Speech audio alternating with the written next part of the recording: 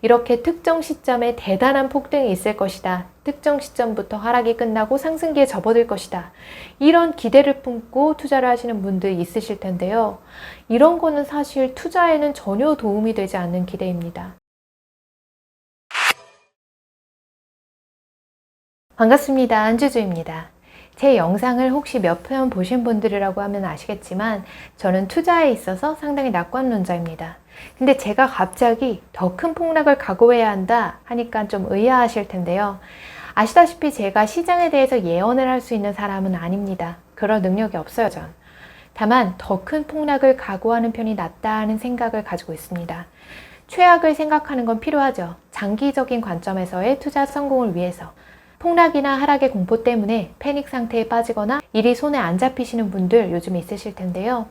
오늘은 주식 투자하시면서 이런 신경과민에 빠지시는 분들께 실질적으로 도움이 되는 이야기를 해드리려고 합니다. 지금 주식 투자를 하시는 분들이 지금보다 훨씬 더 큰 폭락을 각오하실 필요가 있다는 그 이유를 지금부터 말씀드릴게요. 내일은 오르겠지. 다음 주에는 오르겠지. 아니야.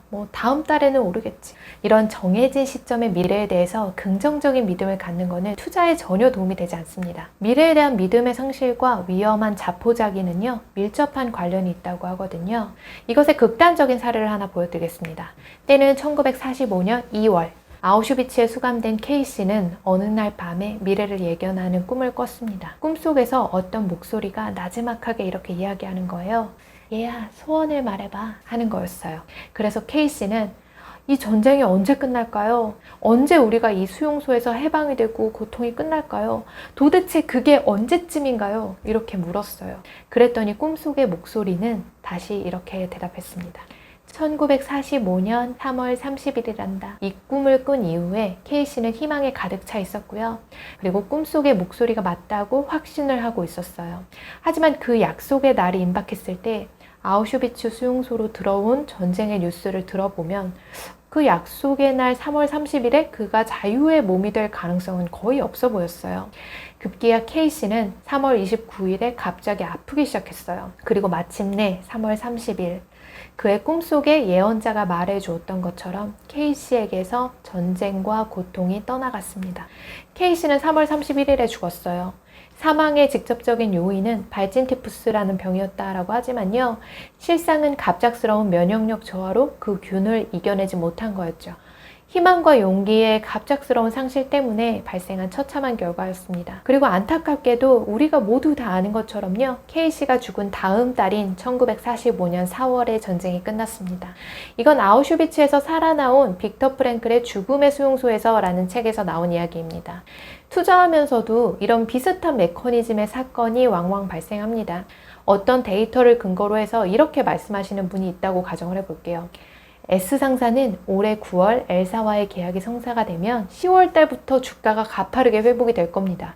비트코인은 내후년 몇 월에 반감기를 맞이하게 되면 그로부터 5개월 후에 주가가 급등할 것입니다. 이렇게 특정 시점에 대단한 폭등이 있을 것이다. 특정 시점부터 하락이 끝나고 상승기에 접어들 것이다.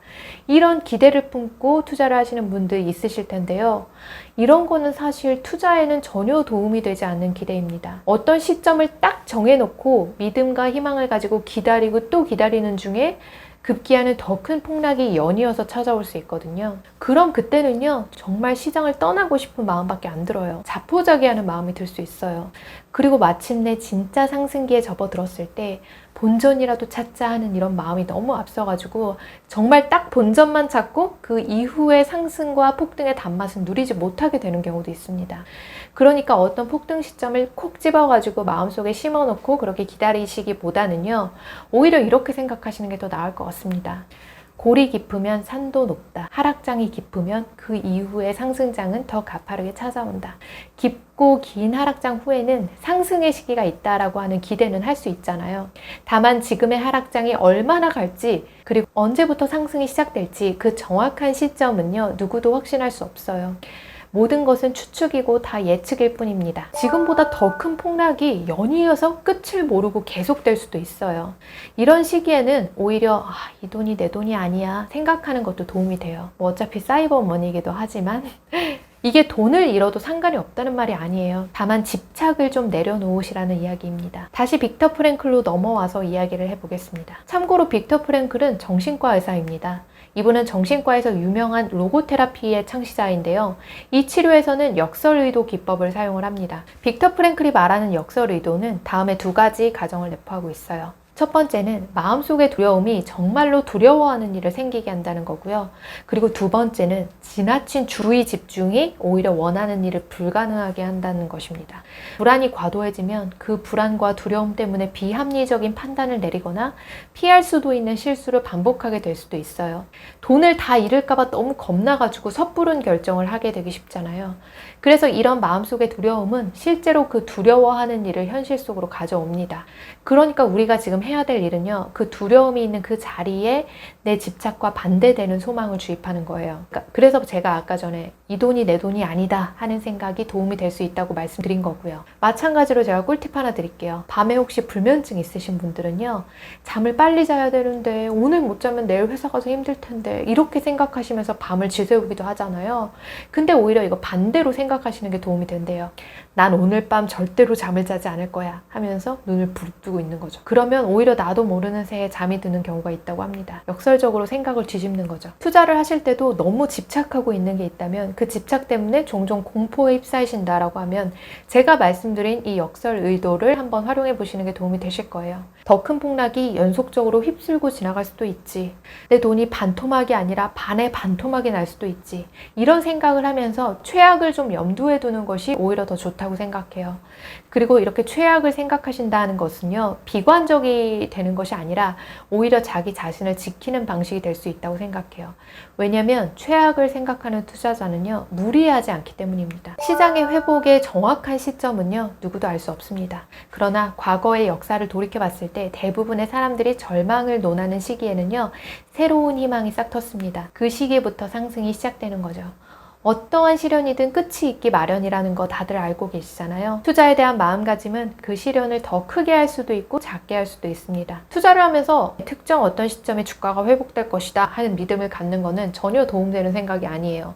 오히려 최악을 생각하시고요. 그리고 그것도 감내하겠다는 그런 마음을 갖는 게 더 도움이 될 것 같습니다. 왜냐하면 그 최악이 언제인지는 몰라도요, 항상 그 끝이 있기 때문입니다. 지금의 상황을 보면요, 기다림의 시간이 꽤 길어질 것 같습니다. 기존에 어떤 투자 종목을 선택하셨을 때요, 믿음과 확신을 가지고 시작을 하셨을 거예요. 최악이 어디까지일지, 그리고 그 골짜기가 얼마나 깊을지는 누구도 알 수 없지만요, 처음에 그 믿음과 확신을 기억하시고 그리고 기다림의 시간을 인내하시기 바랍니다. 오늘은 여기까지예요. 주주님들 편안한 밤 되세요.